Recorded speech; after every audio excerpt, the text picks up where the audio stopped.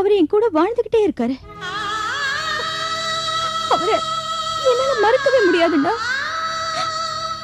நீங்க உங்க பாட்டுக்கு நான் சோகமா இருக்கேன். இவ சோகத்தை மாத்த ஒரு நல்ல பையனா பார்த்து கட்டி வச்சிடலாம் நினைக்கிறீங்க. அது நடக்காது. சௌந்தர்யா, உனக்கும் பிரேமுக்கும் நிச்சயம் கூட ஆகலையேம்மா. அதனால இப்படியா? சரி, நிச்சயத்துக்கு அப்புறம் பிரேம் புறப்பட்டு போயிருந்தா அப்ப வாழ்நாள் பூரா தனியா இருக்கிறதுன்னு முடிவு பண்ணிட்டியா? இல்லையே, என் அன்பான அண்ணன், அவருக்கு வர போற மனைவி, அவங்களுக்கு பிறக்க போற குழந்தைங்களோட சந்தோஷமா வாழ போறேன். என் ஆசை, பாசம், குடும்பம் எல்லாம் பிரேம் எரிஞ்சு போன தீவிலேயே எரிஞ்சு சாம்பல் ஆயிடுச்சு.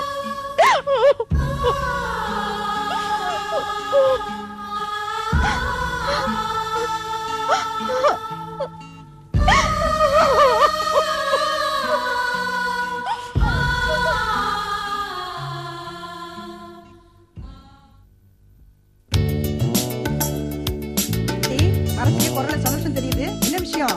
அம்மா, அன்னைக்கு என்ன ஒருத்தர் கார்ல இடிச்சாங்க. என்னடி இது? கார்ல வரப்பே அவன் இவங்கிற. எப்பவுமே பணத்துக்கு மதிப்பு மரியாதை கொடுக்கணும், அதை தெரிஞ்சுக்க. என்ன சொல்லு? அவர் இன்னைக்கு என்ன பார்த்தாரு. நானும் அவரை பார்த்தேன். என்கிட்ட பேசணும்னு ஆசைப்பட்டாரு. பேச வேண்டியதுதானே? ஒரு வேலை ஒன்ன லவ் பண்ணணும்னு அவருக்கு தோணுதோ என்னவோ. அப்போது பேசுனீங்க இல்ல அப்பவும் பேசலையா? இல்லம்மா, எனக்கு அவர் விட்டு கொடுக்கணும்னு சொன்னாரு. நான் தான் வேண்டாம்னு சொல்லிட்டேன். அதுவும் நல்லதுக்கு தான். சட்டுன்னு பேசி கார்ல ஏறி உட்காந்துட்டா இந்த ஆம்பளைங்களுக்கு எல்லாம் சீனு போயிடும். கொஞ்சம் பிகுவாவே இரு. ஆனா அவனை விட்டுடாத. என்னம்மா, உடனே 2 பேருக்கும் கல்யாணமே பண்ணிடுவ போல இருக்கு. நீ இந்த பணக்கார பையனை விட்டுடாதடி. அப்ப மேகாவுக்கு? மேகா புத்திசாலி. எவனாவது வந்து மாட்டுவான், புடிச்சு போட்டுடலாம். மேகாவோட புத்திசாலித்தனத்தை வச்சு அவ குறைய மறைச்சுடலாம். மேகாவோட புத்திய காதலிக்கிறமோ நிச்சயமா ஒரு அறிவாளியா தான் இருப்போம். நான் எதுக்காக பணக்காரனா கேக்குறேன்னா, ஒரு மாப்பிள்ளையாவது பணக்காரனா கிடைச்சா அவனை வச்சு மத்த பொண்ணுங்களை கரையேத்திடலாம். அதனால நீ இந்த பணக்கார பையனை விட்டுடாத. என்னடா அம்மா இப்படி சொல்றாளேன்னு பாக்காத. என்ன மாதிரி பொண்ணுங்களை பெத்தா அப்ப தெரியுமா இந்த கஷ்டம். மேகாவுக்கு ஒரு அழகான பையனை கட்டிக்கணும்னு ஆசை இருக்காதா? இருக்கும்தான். நம்மள கடனை உடனே வாங்கி சீர்சனத்தை செஞ்சு கல்யாணத்தை பண்ணி வச்சோன்னு வெயி. கல்யாணத்துக்கு அப்புறம் அந்த பையன் சொல்லுவான், மத்தவங்க கட்டாயத்துக்கு தான் கல்யாணம் கட்டிக்கிட்டேன், என்னோட அழகுக்கு எத்தனையோ பொண்ணுங்க வரத்துக்கு இருந்தாங்கன்னு டயலாக் பேசுவான். மேகா மனசு கஷ்டப்படும். மேகாவுக்கு ஏத்த பையனை நம்மளும் பாப்போம். இல்லனா மேகாவே பாத்துக்கிட்டாலும் சரி. ஆனா நீ அந்த கார்காரனை மட்டும் விட்டுறாத என்ன?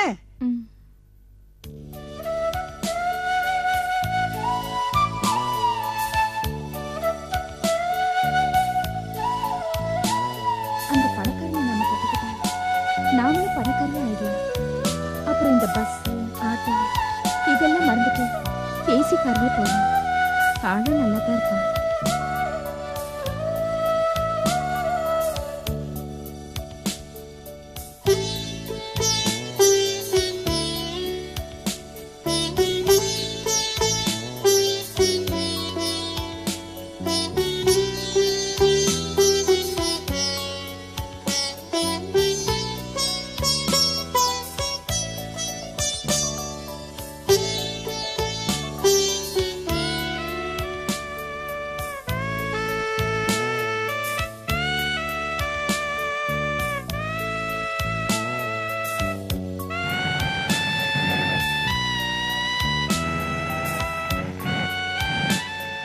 இவளிடம் அவன் மன்னிப்பு கேட்க, பரவாயில்லைங்க, தப்பு ஏன் பேர்லதான். ரோட கிராஸ் பண்ணும்போது நான் தான் பார்த்து வந்திருக்கணும். தப்பு யாரதா இருந்தாலும் அடிபட்டது உங்களுக்கு.